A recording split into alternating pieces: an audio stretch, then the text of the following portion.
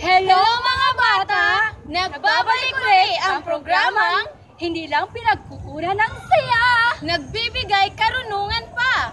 ito ang Filipinastic Astig to! Ako nga ulit ang inyong Ate Jessica At ako naman si Ate Jayan, ang inyong tagapagbigay ng mga mahalagang impormasyon na kailangan sa eskwela. Ito muli ang Filipinastic Astig to! May problema ba kayo sa takdang aralin nyo? Huwag mag-alala dahil heto na kami, ang Team Filipinastic! Mga bata, alam nyo ba kung ano ang uri ng mga pananalita? Alam nyo ba? Hindi! Kawawa naman kayo, pero huwag mag-alala dahil eto na ako, ang inyong Ate Jessica, ang magpapaliwanag sa iba't ibang uri ng pananalita.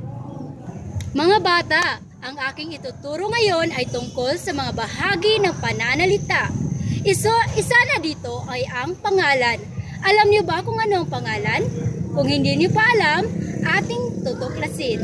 Ang pangalan ay pangalan ng tao, hayop, bagay, pook o mga pangyayari. Mga bata, alam niyo na kung ano ang kahulugan ng pangalan. Ngayon, punta naman tayo sa dalawang uri ng pangalan ayon sa katangian. Ang una ay pantangi. Ano nga ba ang pantangi? Ang pantangi ay tiyak na pangalan ng tao, hayop, pook at pangyayari. Nagsisimula ang unang titik nito sa malaking titik. At ang mga halimbawa ng pantanging pangalan ay pangalan ng lugar at dapat niyong maintindihan na tiyak talaga ang mga pangalan na ginagamit kapag ito'y pantangi. Halimbawa nito ay pangalan ng lugar, halimbawa, Naga City at Enero. Punta na tayo sa pangalawang uri ng pangalan ayon sa katangian. Ito ay pambalana. Ang pambalana ay karaniwang ngalan ng tao, hayop, pook at pangyayari. Nagsisimula ang unang titik nito sa maliit na titik. At ang mga halimbawa ay pagdiriwang, buwan. Sa napapansin nyo, hindi tiyak at hindi mo alam kung ano talaga ang tinutukoy nito.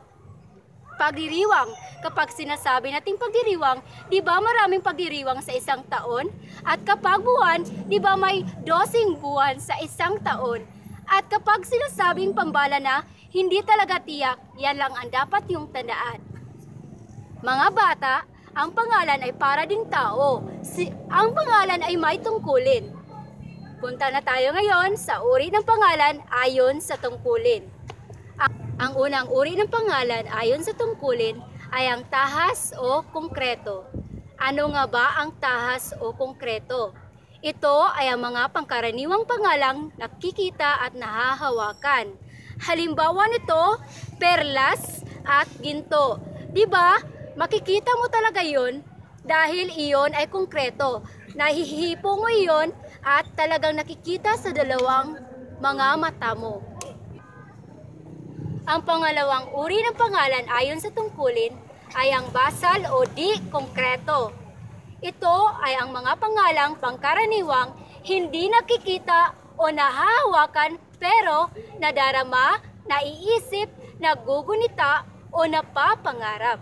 At ang mga halimbawa ay ang kayamanan, saya. Alam kong nakikita niyo ito, nadarama, subalit ito talaga ay ang ikatlong uri ng pangalan ayon sa tungkulin ay ang lansakan. Ano nga ba ang lansakan? Ito ay tumutukoy sa pangkat ng isang uri ng tao o bagay. Halimbawa, kaban, kahon, lahi.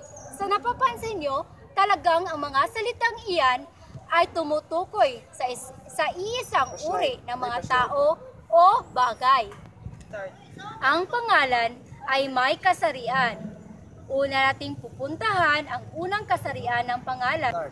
Ang pangalang pambabae ay pangalang para sa babae. Halimbawa nito ay Rena at prinsesa. Ang pangalawang uri ng kasarian ng pangalan ay ang panlalaki. Ang panlalaking uri ng pangalan, kasarian ng pangalan, ay pangalang para sa lalaki. At ang mga halimbawa nito ay pare, prinsipe, tandang, buriko, at iba't iba pa. Ang tatlong kasarian ng pangalan ay ang di-tiyak. Ang di-tiyak na kasarian ng pangalan ay pangalang hindi matukoy kung sa babae o sa lalaki. At ang mga halimbawa nito, maharlika at magulang. Ang ikaapat na kasarian ng pangalan ay walang kasarian. Ito ay tumutukoy sa mga bagay na walang kasarian. At ang mga halimbawa ay trono, singsing, pagkain, palay, damo.